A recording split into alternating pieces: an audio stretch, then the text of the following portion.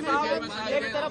तरफ तो एमक्यूएम और नून लीग की सूरत में यहाँ कराची में आपके लिए मसला पैदा किया जा रहा है, दूसरी तरफ जेयू है जो आपके इत्तेहादी रही है मादी में, वो लाड़काना में और कराची से बाहर आपका मुकाबला करने आ गई है, क्या कहेंगे?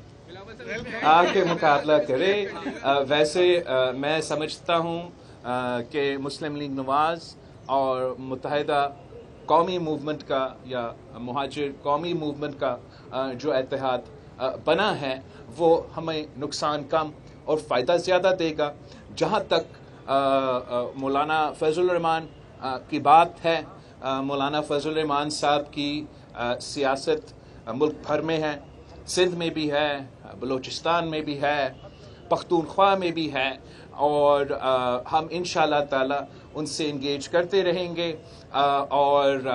इलेक्शंस भी